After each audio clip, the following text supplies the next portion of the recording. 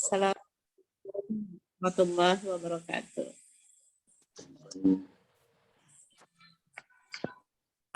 Innal hamdalillah nahmaduhu wa nasta'inuhu wa nastaghfiruhu wa na'udzu billahi min shururi anfusina wa min sayyiati a'malina.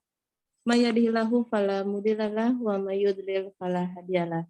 Asyhadu an la ilaha illallah wahdahu la syarikalah wa asyhadu anna Muhammadan abduhu wa rasuluh. Ya ayyuhalladzina amanu taqullaha haqqa tuqatih wa la tamutunna illa wa antum muslimun. Ya ayyuhalladzina amanu wa qulu qawlan sadida yuslih lakum a'malakum wa yaghfir lakum dzunubakum wa may yuti'illah wa rasulahu faqad faza fawzan 'azima. Mahat Majelis Taklim kelas hadis Al-Luluh wal Marjan yang insyaallah dirahmati oleh Allah Subhanahu wa taala. Alhamdulillah binikmatihi tatimu sholehat. Hari ini Allah pertemukan kita kembali dalam kondisi yang nikmat iman, nikmat sehat, nikmat Islam, dan Allah berikan kita terus kemudahan untuk bisa sama-sama duduk di majelis ilmu ini. Salam dan salam tak lupa kita haturkan kepada Nabi kita, Nabi Muhammad Sallallahu Alaihi Wasallam, beserta juga sahabat, para pengikutnya yang senantiasa istiqomah berjalan di atas sunnah-sunnah beliau hingga yaumul akhir. Teman-teman, sebelum taklim dimulai, mari sama-sama kita awali taklim kita pada pagi hari ini dengan membacakan basmalah. Bismillahirrahmanirrahim. Semoga Allah memberikan kita pemahaman yang baik sehingga kita bisa menerima ilmu yang akan disampaikan oleh Ustaz Taki. Tafadhol Ustaz, hari ini masuk ke hadis 1251 Ustaz. Ya. Baik, tafadhol Ustaz. Bismillahirrahmanirrahim. Assalamualaikum warahmatullahi wabarakatuh. Waalaikumsalam warahmatullahi wabarakatuh. Innal hamdalillah nahmaduhu wa nasta'inuhu wa nastaghfiruh wa na'udzu billahi min shururi anfusina wa min sayyiati a'malina. May yahdihillahu fala mudilla lahu wa may yudlil fala hadiyalah. Asyhadu an la ilaha illallah wahdahu la syarika lah wa asyhadu anna Muhammadan 'abduhu wa rasuluh. La nabiyya wa la rasula ba'dah. Allahumma salli wa sallim wa barik ala nabiyyina Muhammadin wa ala alihi wa ashabihi wa man tabi'ahum bi ihsan ila yaumil qiyamah, amma ba'd. Ibu-ibu, para ummahat, jamaah sekalian yang dirahmati Allah Subhanahu wa taala, segala puja dan puji syukur marilah kita panjatkan kepada Allah Subhanahu wa taala atas segala nikmat yang diberikan kepada kita semuanya, sehingga pada kesempatan pagi hari ini dengan izinnya, dengan rahmatnya, dengan ridhonya insyaallah kita semua bisa kembali mengikuti kajian rutin kita, kajian kita Al-Luluh wal Marjan. Mudah-mudahan amal-amal yang kita laksanakan seluruhnya diterima oleh Allah Subhanahu wa taala. Salawat dan salam malah kita haturkan kepada junjungan kita, yaitu Nabi besar Muhammad Sallallahu Alaihi Wasallam, kepada keluarga, kepada para sahabat, dan kepada seluruh pengikutnya yang senantiasa menjalankan sunnah-sunnah beliau hingga hari kemudian. Para ummahat, ibu-ibu, jamaah sekalian yang dirahmati Allah Subhanahu wa taala, kembali kita akan bacakan hadis-hadis dalam kitab Al-Luluh wal Marjan, dan insyaallah kita akan ambil pelajaran faidah-faidahnya sebagai bekal kita dalam kehidupan kita sehari-hari. Tentunya kita berharap ini menjadi pegangan kita di dalam kita mengamalkan sunnah-sunnah Rasulullah Sallallahu Alaihi Wasallam. Kita masuk pada hadis 1251 tentang safar adalah bagian daripada azab dan sunnah segera kembali setelah urusan. Hadis Abi Hurairah radhiyallahu anhu anin Nabi sallallahu alaihi wasallam qala as-safaru qit'atun minal azab yamna'u ahadakum ta'amahu wa syarabahu wa naumah fa idza qada nahmatahu falyu'ajjil ila ahli. Silahkan dibaca ini. Bismillahirrahmanirrahim. Abu Hurairah meriwayatkan dari Nabi Shallallahu Alaihi Wasallam. Beliau bersabda, bepergian atau safar itu adalah sebagian dari siksa. ia menghalangi seseorang dari makan, minum, dan tidurnya. Maka apabila seseorang telah selesai dari urusannya, hendaklah ia segera pulang ke keluarganya. Baik, para ummahat yang dirahmati Allah Subhanahu wa taala, hadis ini berbicara tentang safar bagi seorang muslim adalah bagian daripada siksa. Artinya ada kesulitan, ada keberatan terdapat pada safar tersebut. Disebutkan dalam hadis ini, yamna'u ahadakum, ia menghalangi seseorang dari ta'amahu, makanannya, syarabahu, dari minumannya, wa naumahu, dari tidurnya.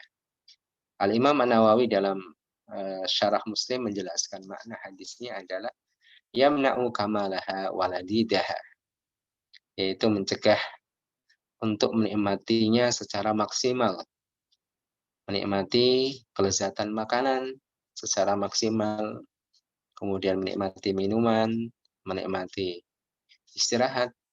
Di sana ada sesuatu yang kurang. Ini biasanya tabiat yang ada pada safar.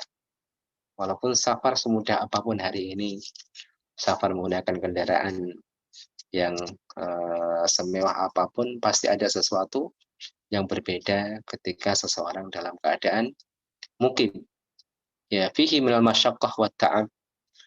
Ada di sana kesulitan, ada kelelahan. Maka seseorang hendaknya ketika selesai hajatnya, dia segera kembali ke rumahnya. Karena seorang musafir itu memiliki hukum-hukum khusus ya ibu-ibu.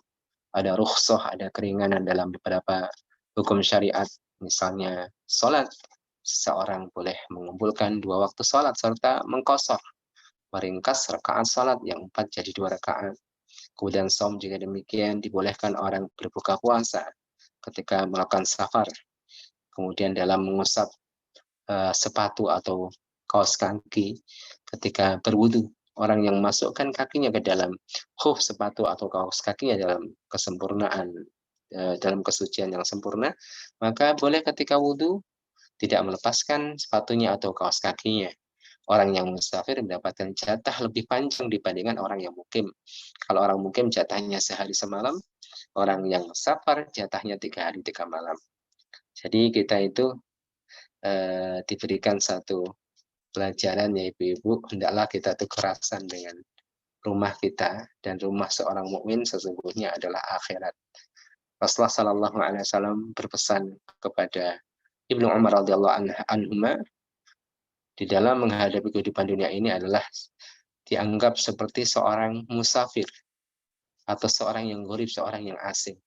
Seorang asing di satu wilayah, kemudian dia musafir dari satu perjalanan, biasanya rindu pulang. Maka seorang mukmin sesungguhnya rindu kampung halamannya akhirat. Maka dunia ini hanya sekedar ampiran saja, adalah tempat untuk kita punya bekal sebanyak mungkin ketika kita berada di rumah kita. Tapi barakallahu fikum, para umat yang dirahmati Allah Subhanahu wa taala, di antara adab dalam safar, ketika sudah selesai safar kita, maka hendaklah kita kembali ke rumah. Ketika cukup kebutuhan kita, maka di dunia juga demikian, ketika kita ya sudah cukup, kita kembali. Walaupun tentunya umur manusia di tangan Allah Subhanahu wa taala. Tapi setidaknya kita paham bahwa perjalanan kita di dunia itu disebut perjalanan.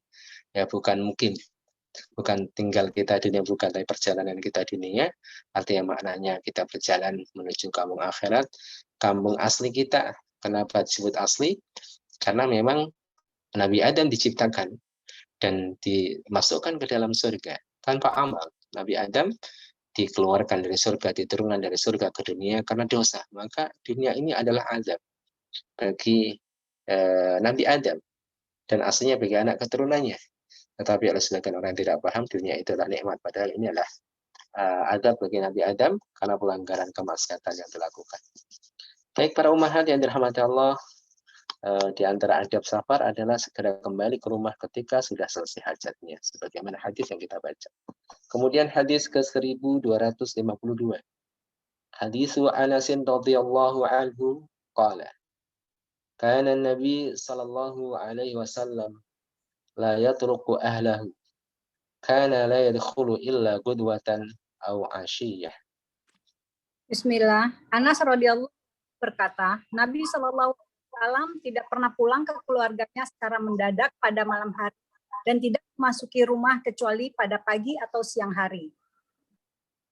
Ya, baik para ummahat yang dirahmati Allah Subhanahu wa taala, di antara adab seorang muslim ketika hendak pulang dari safar, maka tidak memilih malam hari sebagai waktu untuk pulang. Nanti sebabnya ada di hadis bawahnya, kenapa demikian ya. Disebutkan pada hadis di bawahnya. Para ulama menjelaskan, para ummahat yang dirahmati Allah Subhanahu wa taala, hukumnya makruh bagi orang yang pulang dari safar pada malam hari, yaitu safar yang panjang, safar yang berhari-hari gitu. Ketika pulang dimakruhkan pada malam hari, karena malam hari itu waktu yang seorang istri tidak siap ya. Ala kulli hal ini makruh, tidak sampai haram karena satu kondisi. Ya, jadi barakallahu fikum. Kemudian untuk perjalanan yang dekat ya, pergi kemana, pergi pagi, pulang malam karena kerja ya, itu tidak masuk dalam hadis ini. Ya nggak masalah mau pulangnya malam, gitu, kerjanya pulangnya malam. Dan ini juga memberikan satu penjelasan kepada kita. Seorang laki-laki pulang menemui istrinya itu memberitahu supaya siap keadaannya, siap kondisi rumahnya. Kadang-kadang pulang dalam keadaan rumahnya tidak menyenangkan suami, sehingga memicu suatu hal yang tidak diinginkan. Maka surprise itu ya kadang-kadang malah makruh hukumnya. Ya, kenapa? Karena tidak menjadikan orang yang di rumah, yaitu para istri siap. Ala kulli hal ini juga kembali pada kondisi masing-masing. Nah, sudah biasa Ustaz, ya nggak masalah. Karena juga secara hukumnya makruh saja, tidak sampai derajat haram. Kalau itu bahkan sudah disepakati, oh malam hari nggak masalah, istrinya sudah menyiapkan apa yang dibutuhkan oleh suami, ya tidak masalah. Ala kulli hal, ini sebagai adab perjalanan, adab bagi seorang muslim ketika pulang dari safar. Ya, salah satunya juga seorang suami mampir di masjid sholat 2 rakaat. Biasanya yang dilakukan oleh Rasulullah SAW dari perjalanan yang jauh, sebelum masuk menemui istrinya, beliau mampir ke masjid dan sholat. Karena memang masjid Rasulullah memang dekat dengan rumah-rumah istrinya ya. Tapi ini bagian sunnah yang kadang dilupakan oleh kaum muslimin. Tapi ingat, ini adalah hukumnya sunnah, menjalankan dan pahala, kemudian meninggalkannya tidak tercela ya, tidak mendapatkan dosa. Tapi dia meninggalkan di antara sunnah yang dilakukan oleh Rasulullah SAW. Saya kemudian hadis ke 1263, penjelasan tentang kenapa makruh seorang pulang menemui istrinya di malam hari dari perjalanan yang panjang. Hadis Jabir bin Abdullah qala qafalna ma'an Nabi sallallahu alaihi wasallam min ghazwah. Falamma dhahabna linadkhula qala amhiru hatta tadkhulu laylan. Ay sya'an likai tamtashita sya'isah wa tastahidda al-mughibah. Silakan dibaca. Bismillahirrahmanirrahim. Jabir bin Abdullah radhiyallahu anhuma berkata, kami bersama Nabi Shallallahu Alaihi Wasallam pulang dari sebuah peperangan. Ketika kami ingin pulang ke rumah, beliau bersabda, tunggulah hingga malam tiba atau isya, agar para istri kalian yang masih kusut dapat bersisir atau berdandan, dan istri yang ditinggal bisa mempersiapkan diri. Jadi intinya adalah memberitahu istri ya, khususnya perjalanan yang panjang. Artinya seorang istri itu terlihat menyambut suami. Intinya seperti itu, Ibu. Intinya seperti itu, yang termasuk sunnah bagi seorang suami juga masuk dalam keadaan baik sebagaimana disebutkan dalam beberapa hadis. Rasulullah tidak menemui istrinya kecuali dalam keadaan bersiwak. Itu juga disebutkan ya, seorang suami mampir ke masjid bersih-bersih gitu ya, mengabarkan kepada istri, itu juga bagus. Karena tidak semuanya surprise itu indah, kadang-kadang malah kecewa gitu ya, malah kadang kecewa. Ini adab yang diajarkan oleh Rasulullah Sallallahu Alaihi Wasallam. Bertemunya suami istri dari safar yang panjang itu setelah persiapan yang baik, seorang suami juga mampir ke masjid kalau bisa sebelum masuk kotanya sudah bersih-bersih. Itu bagus Ibu. Ini juga yang dicontohkan oleh Rasulullah dan para sahabatnya. Kemudian mengabarkan para istrinya untuk menyiapkan makanan atau menyiapkan apa yang dibutuhkan oleh seorang yang datang dari jauh, menyiapkan dirinya berdandan untuk suaminya. Ya karena setelah sekian lama tidak bertemu tentunya ada kerinduan, dan ini adalah bagian daripada syariat mengajarkan yang seperti ini. Ya kerinduan terhadap istrinya, ya makanya tidak surprise malah, tetapi memberitahu. Ini berlaku dalam safar yang panjang, tapi sekali lagi safar yang tidak panjang ya tidak masuk dalam bagian ini. Ya seperti safarnya orang yang bekerja pagi pulang malam seperti itu ya, maka tidak masuk pada pembahasan seperti ini. Barakallahu fikum, ini selesai dalam bagian satu bab. Kita masuk bab yang baru Ibu, yaitu bab terkait dengan berburu hewan, maksudnya sembelihan dan hewan yang boleh dimakan. Dalam bab ini kita akan membahas tentang hewan hasil buruan, ya itu halal atau haram, berburu mana yang dibolehkan, ya mana yang dibolehkan berburu dengan alat apa, yang diharamkan dengan alat apa, kemudian sembelihan termasuk hewan kurban, sembelihan akikoh atau sembelihan haji, kemudian hewan-hewan yang haram dimakan seperti hewan yang bertaring atau hewan yang bercakar untuk memangsa buruannya apakah halal atau haram. Insya Allah dibahas pada bab-bab ini. Yang pertama, para ummahat yang dirahmati Allah, kita membahas tentang berburu dengan anjing yang terlatih, yang sudah diajari. Baik, kita baca dulu hadis-hadisnya. Hadis 1254. Hadisu Adi bin Hatim radhiyallahu anhu qala qultu ya Rasulullah inna nursilul kilabal mu'allamah qala kul ma amsakna alaika qultu wa in qatalna qala wa in qatalna qultu wa inna narmi bil mi'rab qala kul ma khazaq wa ma asaba bi ardihi fala ta'kul. Bismillah. Adi bin Hatim radhiyallahu anhu berkata, aku bertanya, wahai Rasulullah, kami melepas anjing yang telah dilatih. Beliau menjawab, makanlah apa yang dia tangkap untukmu. Aku bertanya, bagaimana jika ia membunuhnya? Beliau menjawab, meskipun ia membunuhnya, aku bertanya lagi. Kami juga melempar panah. Beliau menjawab, makanlah apa yang terkoyak. Adapun yang terkena pada bagian tumpulnya, maka jangan kamu makan. Baik para ummahat, terkait dengan masalah berburu dengan anjing. Kita pahami Ibu, anjing satu hewan yang najisnya adalah najis mughalladhah. Najisnya najis besar sehingga jilatan anjing ini adalah najis dan cara menyucikannya tidak seperti biasa. Sebagaimana sering kita dengar, cara membersihkannya, menyucikannya kembali adalah dicuci 7 kali. Dicuci 7 kali, salah satunya menggunakan tanah. Ya, yaitu ketika anjing menjilat bejana, gelas, piring, alat masak ya. Tetapi kalau menjilat baju atau yang lainnya cukup sekali saja sebagaimana najis-najis yang lain. Karena dalam hadisnya idza walagal kalbu fil ina'i, ketika anjing menjilat bejana. Para ulama menjelaskan ini terkhusus jilatan anjing pada bejana, yaitu alat-alat yang digunakan untuk makan dan minum anak ada. Baik, anjing juga demikian, Bapak Ibu yang dirahmati Allah Subhanahu wa taala. Anjing hewan yang termasuk haram dipelihara kecuali untuk tujuan yang dibenarkan. Untuk menjaga ternak, untuk menjaga tanaman, untuk berburu. Ya, makanya kalau tidak ada hajat, tidak ada kebutuhan, maka tidak boleh memelihara anjing. Ya, memelihara anjing itu akan mengurangi kebaikan seorang hamba 1 hari 1 qirot. 1 qirot di sini memang hitungan yang para ulama berbeda pendapat dalam pembahasan fikih. 1 qirot itu berapa gram gitu ya Ibu. Tetapi disebutkan dalam hadis qirot itu adalah pahala yang sebesar gunung Uhud. Sebagaimana disebutkan dalam hadis-hadis tentang pahala orang yang menyolati jenazah serta mengantarkannya ke pemakaman.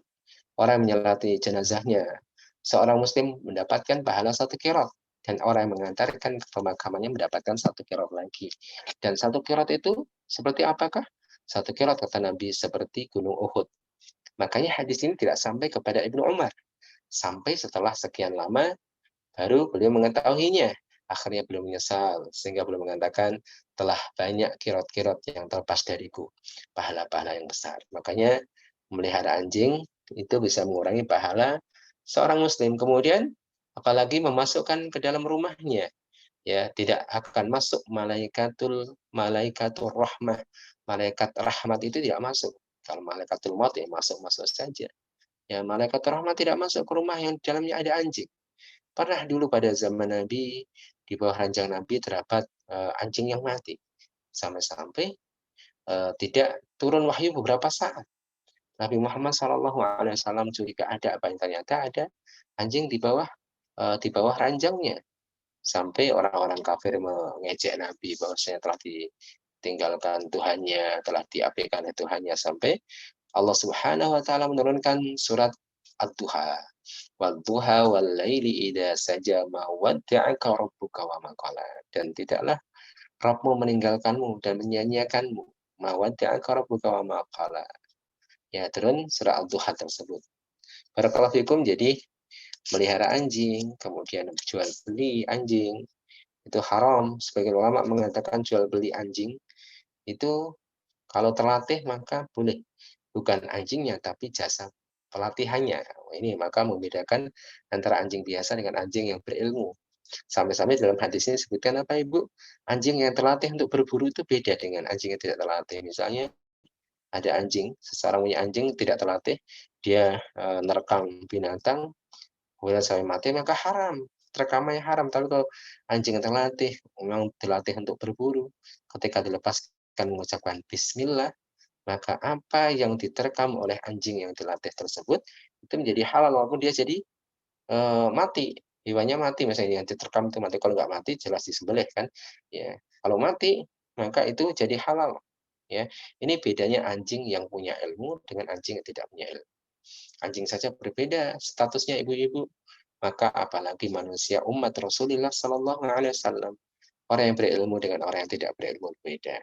Maka ini semangat kita ibu-ibu. Allah menyampaikan dalam surah Al-Mujadilah ayat yang ke-11, yarfa'illahu alladhina amanu minkum walladhina utul ilma darajat. Allah mengangkat derajat orang-orang yang beriman di antara kalian dan orang-orang berilmu sampai berapa derajat? Derajat yang tinggi di sisi Allah di dunia wal akhirah. Pada zaman salaf dari kalangan tabi'in, tidak sedikit yang dahulunya mereka itu para hamba sahaya, kemudian menjadi ulama tersohor, dihormati di sisi manusia. Di antaranya adalah Abdullah Aliyah atau bin Abi Robah dan yang lain-lain. Dulunya mereka adalah budak hamba sahaya, tapi Allah angkat derajatnya. Makanya dalam surat Az-Zumar ayat yang ke-9 Allah berfirman, "Qul hal yastawi alladziina ya'lamuuna walladziina la ya'lamuun." Katakanlah wahai Muhammad, apakah sama antara orang yang mengetahui dengan orang yang tidak mengetahui? Pertanyaan yang aslinya bukan untuk dijawab ya Ibu, tapi pertanyaan untuk mengingkari orang-orang yang tidak paham akan hal ini. Ditetapkan, diteguhkan, ditegaskan, memang tidak sama. Bahkan hewan yang pintar dengan hewan yang tidak pintar berbeda hasil rekamannya. Kemudian Adi bin Hatim bertanya lagi. Bertanya seorang sahabat yang dulunya adalah seorang Nasrani. Adi bin Hatim radhiyallahu anhu bertanya tentang berburu dengan panah. Boleh. Tapi kalau kena bagian tumpulnya maka tidak boleh, kecuali didapatkan dalam keadaan hidup maka disembelih. Ketika melempar sesuatu tidak kena bagian tajamnya, kena bagian tumpulnya dan tidak mengoyak tubuhnya, maka haram untuk dimakan karena hukumnya adalah bangkai. Seperti berburu dengan ketapel gitu ya. Nanti disebutkan dalam hadis-hadis berikutnya insya Allah tentang berburu dengan ketapel. Ya. Baik, hadis 1255 masih bahas tentang hal ini, kita baca Ibu. Hadisu Adi bin Hatim qala sa'altu Rasulullah sallallahu alaihi wasallam qultu inna qaumun nasitu bi hadhihi al-kilab faqala kilabaka idza arsalta kilabaka al-mu'allamah wa dzakarta ismallahi faqul mimma amsakna 'alaikum wa in qatalna illa ayyakulal kalbu fa inni akhafu ayyakuna innama amsakahu 'ala nafsihi wa in khalataha kilabun min ghairiha fala ta'kul. Silakan dibaca Ibu. Bismillahirrahmanirrahim. Adi bin Hatim berkata, aku menyampaikan kepada Rasulullah SAW, kami adalah kaum yang biasa berburu dengan anjing-anjing ini. Beliau menerangkan, jika kamu melepas anjingmu yang terlatih dengan menyebut nama Allah, maka akanlah hasil buruan yang ia tangkap untukmu, meski ia membunuhnya. Kecuali jika anjing tersebut memakannya, sebab aku khawatir anjing itu menangkap untuk dirinya sendiri. Jika ada anjing lain bersama anjing tersebut, maka jangan kamu makan hasil buruannya. Iya, baik Ibu-Ibu. Ali bin Hatim bertanya kepada Nabi, ini juga salah satu bentuk cara thalabul ilmi, yaitu bertanya kepada orang alim. Para sahabat merujuk kepada Nabi Muhammad SAW. Ini contoh bagaimana orang yang tidak tahu ilmu bertanya, bukan berfatwa. Ya, kalau hanya modalnya copy paste, ya itu bukan seorang alim. Orang yang tidak tahu itu bertanya, bukan berfatwa. Terkait dengan hal ini, Ibu-Ibu, sama dengan hadis sebelumnya, anjing yang terlatih boleh digunakan untuk berburu dengan syarat dilepaskan dengan bismillah dan dia tidak makan buruannya tersebut. Kalau makan buruan tersebut berarti dia tujuannya untuk dimakan diri sendiri dan itu haram. Ataupun bersama anjing lainnya, dia melepaskan anjingnya, ternyata di sana ada anjing yang lain memakannya, maka jangan makan. Kita tidak ngerti siapa yang membunuh buruan tersebut, apakah anjingnya atau anjing yang lain. Intinya Ibu-Ibu terkait dengan masalah daging. Dan yang kedua adalah tentang kehalalan dan keharaman, ya, kemaluan. Maksudnya, bolehkah seseorang untuk menikahi seorang wanita? Bolehkah seseorang makan satu daging? Itu al-aslu fil luhumi wal amdha'i haramun.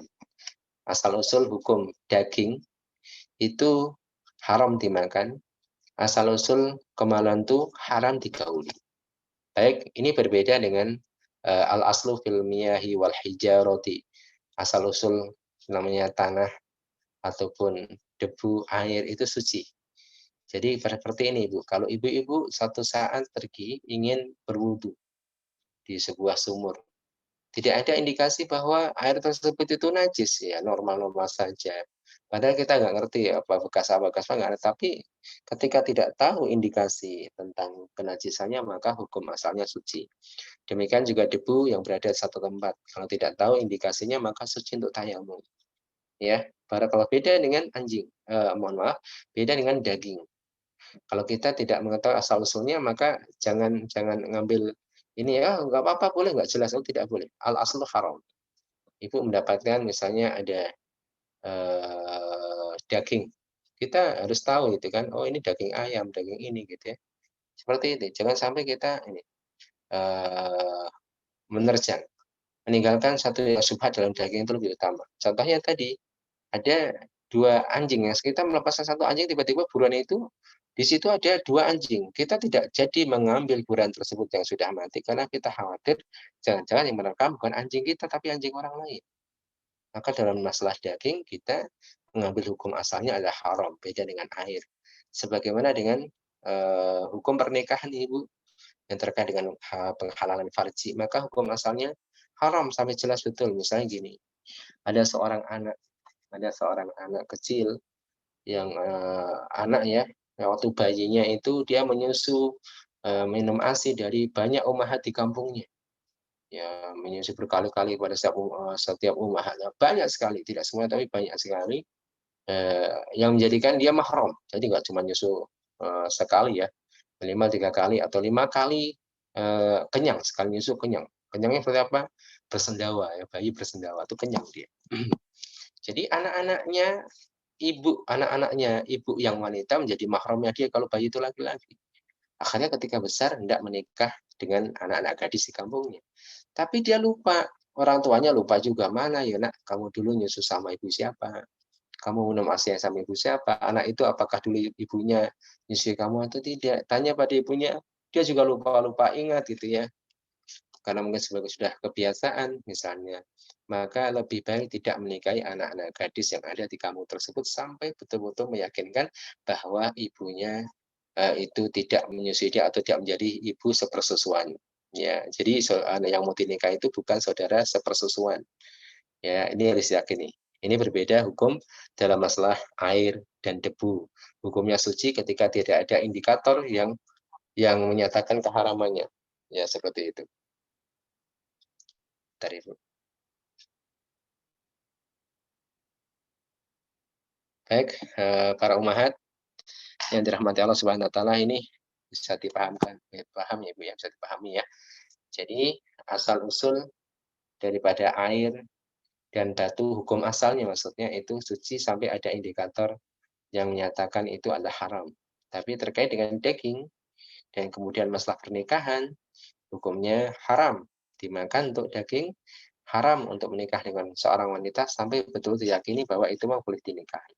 Contohnya tadi ya Ibu, di kampung tidak jelas apakah yang mau dinikahi itu saudara persusuannya atau tidak bisa memastikan. Maka lebih baik dia tinggalkan sampai yakin betul bahwasanya dia bukan saudara sepersusuan dia. Karena saudara sepersusuan itu hukumnya seperti saudara senasab, haram dinikahi. Baik, hadis 1257. Hadithu Ali bin Hatim radhiyallahu anhu qala sa'altu Nabi sallallahu alaihi wasallam an saydil mi'radi qala ma asaba bihaddihi faqulhu wa ma asaba bi'ardihi fahuwa waqidun wa sa'altu an saydil kalbi faqala ma amsakna 'alayka faqul fa inna akhdal kalbi zakatun wa in wajadta ma'a kalbika aw kilabika kalban ghayrahu fa khashita ay yakuna akhadahu ma'ahu wa qad qatalahu fala ta'kul. Ainnama dzakarta smallahi ala kalbika wa lam tadkurhu ala ghairi. Ya, silakan. Baca ini. Bismillahirrahmanirrahim. Adi bin Hatim radhiyallahu anhu berkata, aku bertanya kepada Nabi Shallallahu alaihi wasallam tentang anak panah yang mengenai hewan buruan. Beliau menjawab, jika panah itu mengenai hewan buruan dengan ujung besinya yang tajam, maka makanlah. Jika terkena oleh bagian pinggirnya, lalu hewan buruan itu mati, maka janganlah kamu makan. Karena ia berarti bangkai, sebab tidak terbunuh dengan ujung panah yang tajam. Aku katakan, wahai Rasulullah, aku melepas anjing pemburuku dengan mengucapkan basmalah. Lalu aku dapatkan ada anjing lain bersama hewan buruan itu yang tidak aku bacakan basmalah ketika melepaskannya. Dan aku tidak tahu mana dari dua anjing itu yang membunuh hewan buruan itu. Nabi Shallallahu Alaihi Wasallam bersabda, jangan kamu makan karena kamu membaca basmalah hanya untuk anjingmu dan tidak untuk anjing yang lain. Ya, sama dengan hadis sebelumnya Ibu, hukum asal-usul daging itu adalah haram kalau tidak jelas. Makanya kalau kita hidup di Indonesia, terkait dengan masalah daging, ya kita menghukuminya adalah sebagai daging sembelihan kaum muslimin, ya. Jadi kita tidak boleh mempersulit di sini memang ketika kita berada di satu wilayah. Memang jelas Ibu. Jadi daging yang beredar di tengah-tengah kita adalah daging yang halal. Kita yakini seperti itu. Jadi tidak perlu mempersulit diri. Misalnya kita makan bakso gitu ya, makan bakso. Tanya kepada abang-abangnya, bang ini daging apa? Oh daging babi, daging sapi gitu ya. Daging sapi, daging sapi dapat dari mana? Oh dari pasar. Akhirnya kita nggak makan bakso, kita pergi ke pasar dulu tanya kepada orang jual sapi. Bapak nyembelih sendiri? Oh tidak, saya nggak nyembelih sendiri. Saya beli. Ini apa namanya? Saya belinya dari tempat ini. Akhirnya cari lagi. Oh tempat tersebut ternyata belinya dari daerah luar kotanya, dari Surabaya misalnya. Ini jadi mempersulit sehingga orang tidak jadi makan bakso, nyari asal usul dagingnya. Ya maksudnya tidak seperti itu ya Ibu. Kasus ini tidak seperti itu. Kecuali memang orang berada di negeri kafir. Negeri kafir ini adalah negeri selain negeri Alkitab. Negeri kafir, ya, negeri misalnya negeri yang tidak beragama Yahudi dan Nasrani, maka hukum daging yang beredar di sana haram sampai Anda memastikan bahwa daging itu bukan daging haram. Ibu jalan-jalan misalnya ke Cina mendapatkan daging, pastikan pertama daging tersebut bukan daging yang haram. Kedua, pastikan penyembelihannya adalah penyembelihan syar'i. Ya, tapi biasanya dipisahkan ya. Ta'amul muslimin, orang-orang muslim di sana kreatif. Bahwasanya restoran-restoran muslim itu sudah disebutkan ya dengan sebutan ta'amul muslimin, makanan untuk orang-orang Islam halal gitu ya.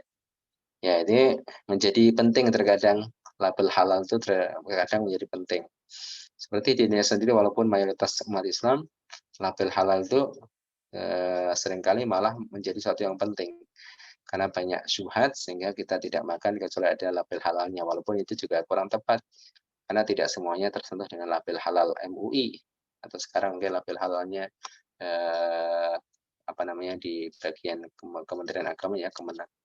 Tapi pada fikum para umat yang dirahmati Allah, terkait dengan masalah daging dan pernikahan, itu hendaklah orang lebih hati-hati dibandingkan permasalahan menggunakan air dan debu untuk bersuci. Hukum keduanya, hukum asal asalnya adalah suci sampai ada indikator untuk kenajisannya. Berbeda dengan daging dan pernikahan, maka hukumnya tidak boleh sampai betul-betul jelas bahwasanya itu memang tidak haram. Baik, hadis berikutnya hadis 1258. Hadis ini semuanya diriwayatkan oleh Adi bin Hatim. Yang menariknya, hadis terkait dengan masalah berburu dengan anjing yang terlatih ini, hadis yang diriwayatkan oleh Adi bin Hatim. Sepertinya ada satu hadis yang menunjukkan satu peristiwa yang sama dengan redaksi yang sedikit berbeda. Ya, sepertinya seperti itu. Kita baca dulu. Hadisu Adi bin Hatim radhiyallahu anhu an Nabi sallallahu alaihi wasallam qala, "Idza arsalta kalbaka wa sammaita fa amsaka wa qatala faqul wa in akala fala ta'kul wa inna ma amsaka ala nafsihi wa idza khalata kilaban lam yudhkar ismullahi 'alaiha fa amsakna wa qatalna fala ta'kul fa innaka la tadri ayyuha qatal wa in ramaita as-sayda fa wajadtahu ba'da yawmin aw yawmaini laysa bihi illa atharu sahmika faqul wa in waqa'a fil ma'i fala ta'kul." Ya. Ustaz, ini yang 1257-nya belum dibaca, langsung 1258. 57 bukannya sudah, Ibu? Tadi 1256 sama dengan 1255. 1257 tadi sudah dibaca sepertinya. Aku terakhir 1256. Tapi sama sih. Iya, sama. Sama ya, berarti 1258 ya langsung ya. Ya. Baik. Bismillahirrahmanirrahim. Adi bin Hatim radhiyallahu anhu meriwayatkan dari Nabi Shallallahu alaihi wasallam. Beliau bersabda, "Jika kamu melepas anjingmu dengan menyebut nama Allah, lalu ia menangkap buruan dan membunuhnya, maka makanlah hasil buruannya. Jika anjing itu memakannya, maka jangan kamu makan, sebab ia menangkap untuk dirinya sendiri. Jika anjing tersebut ada bersama dengan anjing lain yang belum disebut nama Allah saat melepasnya, maka jangan kamu makan hasil buruannya, sebab kamu tidak tahu anjing mana yang telah membunuhnya. Jika kamu memanah hewan buruan dan kamu baru menemukannya setelah lewat 1 atau 2 hari, sedang pada tubuh hewan buruan tersebut tidak ada bekas panah lain kecuali bekas panahmu, maka makanlah. Namun jika hewan buruan itu masuk ke dalam air, maka janganlah kamu makan." Ya. Intinya memastikan bahwasanya hewan tersebut dimangsa oleh atau diterkam oleh anjing yang kita lepas dengan bismillah ya, Bu ya. Kalau berserikat di situ anjing-anjing yang banyak, maka tidak kita ragu mana yang membunuh buruan tersebut. Tapi kalau didapatkan banyak anjing di situ dan buruannya belum mati, kemudian kita sempat sembelih, ya jadi sembelihan kita. Kecuali kita punya anjing yang banyak, misalnya 5, kita lepas dengan 1 bismillah saja, nggak perlu bismillah 5 kali, bismillah lepas semua. Kemudian ketika dengan panah, setelah sehari 2 hari kita dapatkan misalnya hewan buruan itu mati dan tidak ada bekas yang lain, maka boleh. Ya, karena dhon, jadi prasangka yang lebih dominan adalah prasangka bahwasanya hewan tersebut mati karena panah kita, walaupun tidak langsung. Kecuali hewan itu didapatkan di air. Kenapa? Bisa jadi ketika dipanah dia masih hidup, masuk ke air, dia matinya di air sehingga terbunuh di dalam air sehingga menjadi bangkai. Intinya seperti itu ya, Ibu. Dalam masalah daging kita harus hati-hati, jangan sembarangan mati ini bekas panah tapi didapatkan di air. Kita kan tidak tahu Apakah masuknya ke air dia sudah mati, atau masuk ke air dalam keadaan dia masih hidup sehingga dia mati karena memang tenggelam di air, walaupun terkena panah seseorang atau tembaknya seseorang. Seperti ini Ibu ya. Jadi barakallahu fikum, masalah berburu pun dalam Islam diatur. Makanan tidak sembarang, berburu saja adabnya diatur. Apakah ini didapatkan pada agama yang lain? Maka sungguh ya, umat Islam ini dimuliakan dengan agama yang mulia, agama yang telah disempurnakan oleh penciptanya, apapun diatur. Jadi tidak diajarkan kita itu menjadi seorang manusia yang rakus, makan semuanya. Hewan-hewan yang halal seperti apa, hewan-hewan yang haram seperti apa. Yang halal bisa jadi haram karena satu hal. Ini semua diatur oleh Allah Rabbul Alamin. Makanya agama yang punya fikih yang sangat luas ini adalah agama Islam. Ya, sangat rapi sekali. Makanya kalau suatu negara dipimpin oleh kaum muslimin dengan sistemnya, ya sistemnya sistem Islam. Karena memang Islam punya sistem peraturan-peraturan, adab-adab, baik yang terkait dengan personal ataupun bermasyarakat, semua sudah diatur dalam Islam. Tinggal nanti hal-hal yang tidak diatur secara spesifik, maka itu ijtihad para ulama dalam perundang-undangan, dalam peraturan, misalnya undang-undang administrasi tentang masalah pendidikan, tentang masalah apa, itu nanti ijtihad mereka para ulamanya, para cendekiawannya dalam merumuskan undang-undang. Baik, para umahat, hadis berikutnya 1259. Betul ya Ibu ya. Hadits Abi Tha'labata Al-Khushani qala qultu ya Nabi Allah inna bi ardi qaumi ahli kitab afana'kulu fi aniyatihim wa bi ardi saydin asidu bi qawsi wa bi kalbi alladhi laysa bi mu'allam wa bi kalbi al-mu'allam fama yasluhu li qala amma ma dzakarta min ahli kitab fa in wajadtum ghayraha fala ta'kulu fiha fa lam tajidu faghsiluha wa kulu fiha wa masitta bi qausika fa dzakarta ismallah faqul wa masitta bi qalbikal mu'allam fa dzakarta ismallah faqul wa masitta bi qalbika ghairu mu'allam fa adrakta zakatahu faqul. Ya, silakan Ibu. Bismillahirrahmanirrahim. Abu Salabah Al-Khusyani berkata, aku bertanya, wahai Nabi Allah, kami tinggal di daerah ahli kitab. Apakah kami boleh makan dengan bejana mereka? Kami juga tinggal di daerah yang suka berburu. Kami berburu dengan tombak dan dengan anjing yang terlatih atau anjing yang belum terlatih. Maka apa yang harus kami lakukan? Beliau menjawab, berkenaan dengan ahli kitab sebagaimana yang kamu sebutkan. Jika kamu bisa mendapatkan bejana yang lain, maka jangan kamu gunakan bejana mereka. Namun, jika kamu tidak mendapatkan yang lainnya, maka cuci dan makanlah dengannya. Buruan yang kamu peroleh dengan tombakmu setelah menyebut nama Allah, maka makanlah.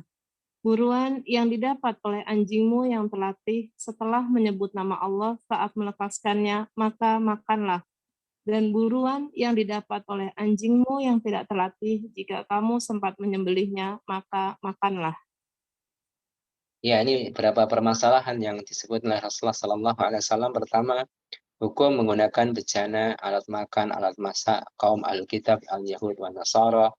Hukumnya tidak boleh kecuali memang terpaksa makainya, maka hendaklah dicuci. Dicuci saja, apakah ada najisnya atau tidak, ya cuci saja.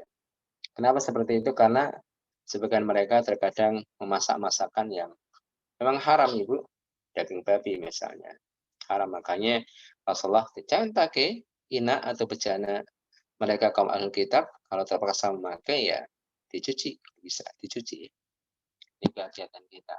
Ya, kemudian yang kedua terkait dengan masalah berburu dengan tombak, dengan panah. Maka ketika melepaskan tombak dan anak panah, maka ucapkan nama Allah. Kemudian ketika melepaskan anjing yang terlatih, ucapkan nama Allah, maka itu menjadi halal. Kalau anjingnya tidak terlatih, itu tidak halal, kecuali ketika didapatkan buruan tersebut masih hidup, maka disembelih jadi halal. Ini aja Ibu. Jadi, barakallahu fikum, beda antara anjing yang terlatih dan anjing yang tidak terlatih. Ya, ini berbeda. Tapi ini sama dengan hadis-hadis sebelumnya. Kita langsung lanjutkan hadis berikutnya tentang makanan haram dari hewan-hewan tertentu. Di antaranya haram makan hewan bertaring dan burung yang bercakar. Artinya hewan bertaring untuk memangsa mangsa buruannya bercakar. Jadi hewan buas, intinya hewan buas itu. Ya, ayam juga bercakar, tapi bukan hewan buas. Maksudnya hewan bertaring dan burung bercakar itu hewan buas, burung buas, hewan buas. Ya. Hadits Abu Sa'labah radhiyallahu anhu anna Rasulullah sallallahu alaihi wasallam naha an akli kulli dinabin minas sibaa. Ya, silakan.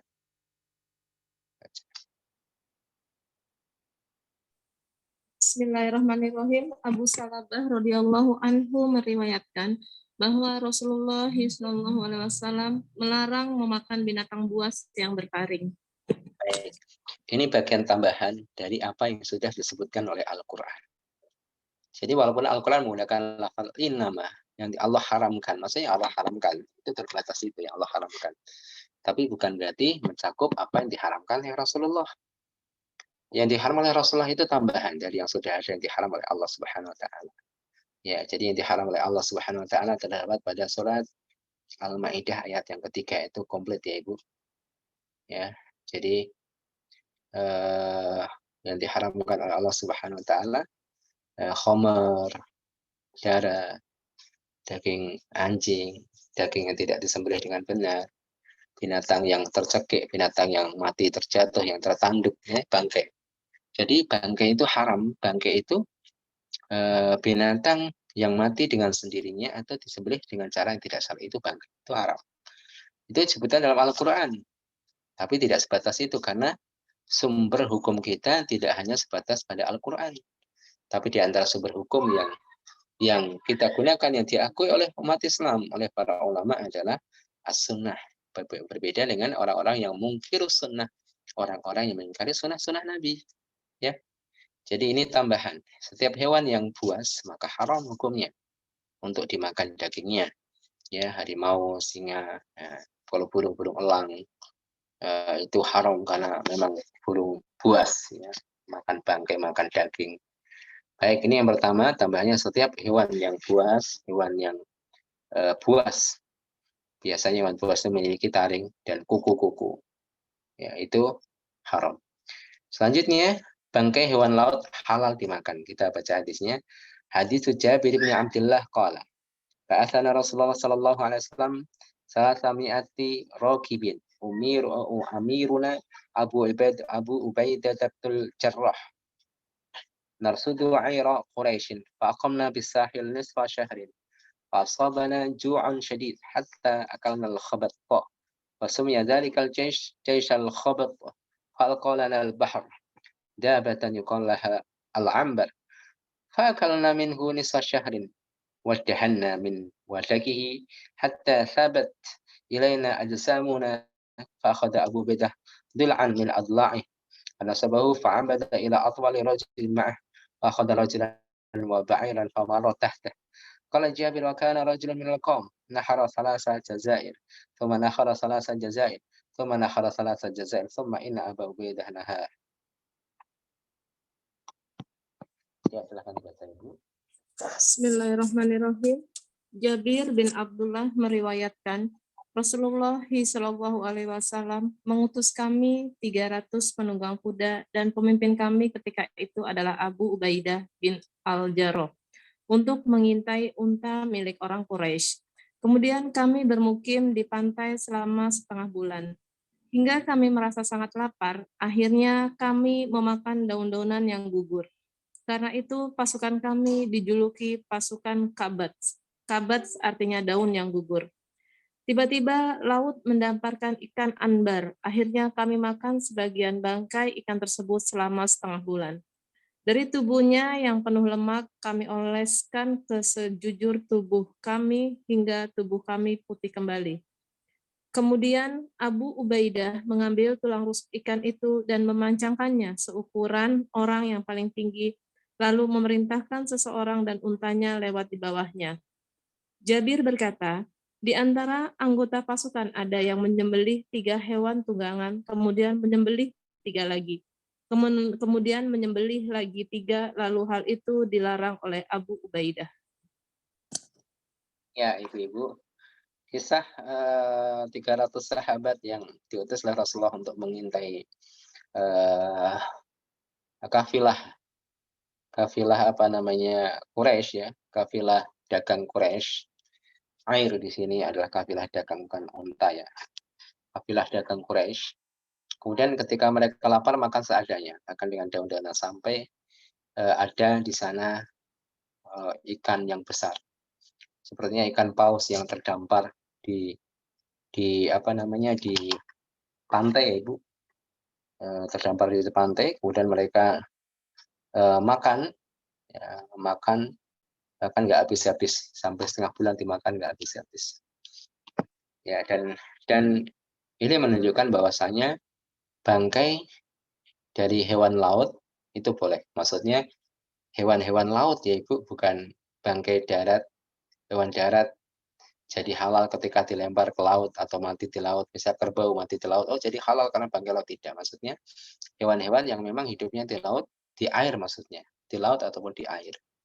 Itu halal dan bangkai halal. Sebagian ulama mengatakan yang diharamkan adalah hewan-hewan yang menyerupai hewan darat, misalnya anjing laut gitu ya, kuda laut, itu sebagian ulama mengatakan tidak boleh. Jadi hewan air itu boleh. Termasuk sebagian ulama mengatakan membolehkan daging buaya. Sebagian ulama mengatakan tidak, karena dia adalah hewan yang bertaring. Dia berburu dengan taringnya. Dia hewan buas. Sebagian ulama mengatakan dia hewan air. Nah, di sini pro kontra ya Ibu. Kita yang nggak usah lah sibuk-sibuk nyari buaya gitu ya untuk dimakan, karena makanan yang lain banyak. Dan kita tidak hidup di wilayah yang banyak buayanya. Yang ada buaya daratnya. Jadi, barakallahu fikum, hewan air, termasuk laut atau sungai, itu hukumnya halal, bangganya halal. Kecuali yang membahayakan, seperti ular laut misalnya, racun yang membahayakan. Atau sebagian ulama menyebutkan hewan-hewan laut yang menyerupai hewan-hewan darat, sebagaimana yang telah kami sebutkan tadi, seperti anjing laut, seperti kuda laut, ya, itu haram oleh sebagian para ulama. Baik, jadi termasuk ikan ya, ikan air tawar, ya dia bangkai tapi dia hewan air, bukan hanya terbatas laut saja, hewan air. Bangkai ikan hukumnya boleh. Kemudian selanjutnya Ibu kita baca sedikit lagi. Haram makan daging keledai peliharaan. Dibaca coba. Bismillahirrahmanirrahim. Ali bin Abi Thalib radhiyallahu anhu meriwayatkan bahwa Rasulullah SAW melarang nikah mut'ah dan melarang makan daging keledai jinak pada hari Khaybar. Ya, Ibu perhatikan di sini yang meriwayatkan hadis ini adalah Ali, seorang ahlul bait, melarang nikah mut'ah yang sebelumnya boleh. Namun pada perang Khaybar, Rasulullah SAW melarang, yaitu perang yang terjadi pada tahun 7 Hijriah memerangi Yahudi. Yang sebelumnya mut'ah itu boleh menikah untuk sementara saja, menikahi selama sepekan gitu ya. Dulu para sahabat safar jauh, kemudian mereka jauh daripada istrinya, akhirnya mereka menikah dengan penduduk setempat, tapi pernikahannya sifatnya sementara begitu ya Ibu. Tapi akhirnya hal ini diharamkan oleh Rasulullah SAW pada saat perang Khaybar. Ini yang pertama. Yang kedua adalah diharamkan keledai. Disebutkan al-humur al-ahliyah al-humur al-insiyah. Keledai jinak ya keledai itu Ibu. Kalau keledai liar boleh. Keledai liar itu adalah kuda zebra. Ini yang perlu kita pahami, bukan berarti kalau keledai jinak itu ya keledai yang dipelihara, kalau keledai yang tidak dipelihara, keledai liar, tidak, itu hanya istilah. Jadi kuda itu memang halal, termasuk kuda zebra yang memang bentuknya seperti keledai. Ya, itu apa namanya? Haram, ya. Karena dia memang tidak bisa dipelihara. Kuda zebra itu tidak bisa dipelihara. Dia tidak seperti kuda seperti biasanya yang tahu balas budi ya Ibu. Kuda zebra itu liar betul. Nggak bisa dipelihara seperti kuda-kuda biasa. Kalau kuda biasa, ya kuda ya jelas nanti hukumnya halal ya Ibu. Kalau kuda itu mereka dipelihara karena mereka tahu balas budi sampai dijadikan kendaraan perang, maka tidak ada sejarah ya belum kita dapatkan orang naik kuda zebra gitu ya, akan kalau dinaiki akan melempar menunggannya, akan ditendang orangnya, karena kuda zebra itu adalah keledai liar, tapi hukum makannya adalah halal, semua kuda halal. ya kuda biasa atau kuda zebra yang disebut dengan keledai liar dalam istilah fikihnya. Kalau keledai yang kita saksikan di negeri-negeri Arab seperti kuda tapi kecil ya, keledai, himar, itu hukumnya haram dan diharamkan pada saat perang Khaybar. Ada 2 hal yang diharamkan dan ini yang meriwayatkan adalah Ali sendiri, yang mana para orang-orang Syiah mengatakan nikah mut'ah itu boleh. Ternyata hadis yang ada pada ahli sunnah tentang keharaman mut'ah yang meriwayatkan adalah imam pertama mereka adalah Ali radhiyallahu an. Ini sangat menohok sekali ya. Keharaman nikah kontrak itu yang meriwayatkan adalah seorang sahabat yang mulia yang mereka akui sebagai imam besar mereka, yaitu sahabat Rasulullah, termasuk adalah sepupu Rasulullah, menantu Rasulullah Sallallahu Alaihi Wasallam, Ali radhiyallahu anhu, khalifah yang keempat, yaitu khalifah kaum muslimin. Baik, saya kira cukup para umahat pertemuan pada kesempatan siang hari ini. Kita masih berbicara tentang hewan-hewan yang haram dimakan ya, yang halal dimakan, yang haram dimakan. Nah, nanti kita bahas tentang hukum makan daging kuda, belalang, kelinci, itu disebutkan dalam hadis-hadis ini. Nanti kita bahas tentang ya termasuk yang lain-lain ya. Ya, ulat itu ya, ulat itu bolehkah dimakan gitu kan. Itu dibahas dalam masalah makanan yang haram. Baik Ibu-ibu, sebelum kita tutup mungkin ada tanya jawab, kita persilakan. Baik, alhamdulillahirrahmanirrahim. Jazakallahu khair untuk Ustaz Zaki, barakallahu fiik atas ilmu yang sudah disampaikan. Umahat, kalau ada yang mau bertanya dipersilakan.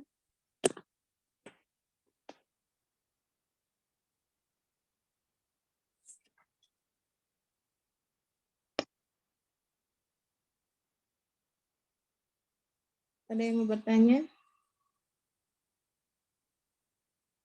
Ustaz, kalau memang misalnya nih ada seorang muslim ya, memelihara anjing, tapi dia tujuannya untuk menjaga rumahnya gitu Ustaz.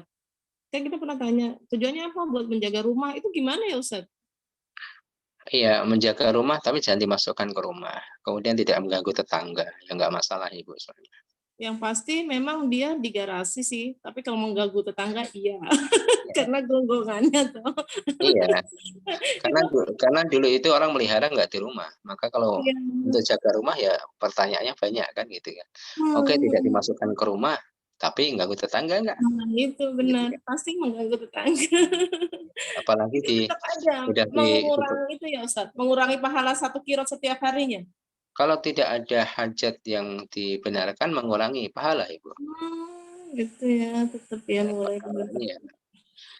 Makanya andaikan boleh berarti tidak mengurangi, tetapi dia mendapatkan dosa dari sisi yang lain, mengganggu tetangga. Iya, betul. Makanya tidak perlu memelihara lah, kasih makan aja, anjing lewat itu ya. Makanya ada ditampilkan seorang wanita bercadar melihara anjing megang-megang, itu bukan syiar Islam. Iya, betul. Ya, karena anjing itu najis jilatannya. Mm-mm. Ya, jadi umat Islam sayang kok sampai ada hadis yang disebutkan oleh Rasulullah, wanita Bani Israel bisa diampuni dosanya karena memberikan minum anjing. anjing. Itu ada hadisnya. Makanya diperhatikan, melihara anjing bukan anjing yang warnanya hitam, karena anjing yang warna hitam diperintahkan oleh Rasulullah untuk dibunuh, bukan dipelihara.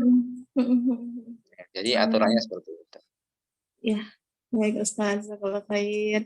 Teman-teman ada yang mau bertanya lagi? Silakan kalau ada yang mau bertanya.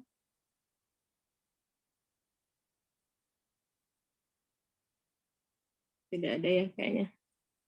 Baik, Ustaz kayaknya sudah tidak ada yang bertanya. Cukup ya Ibu. Baik. Alhamdulillah ya Ustaz, cukup ya. Kita tutup dulu ya Ustaz kajian kita dengan doa kafaratul majlis. Subhanaka Allahumma wa bihamdika asyhadu an la ilaha illa anta astaghfiruka wa atubu ilaik. Alhamdulillahirabbil alamin. Yang benar hanya dari Allah semata. Yang salah dari saya pribadi, mohon dibukakan pintu maaf yang seluas-luasnya. Akhirul kalam. Assalamualaikum warahmatullahi wabarakatuh. Waalaikumsalam warahmatullahi wabarakatuh. Setelah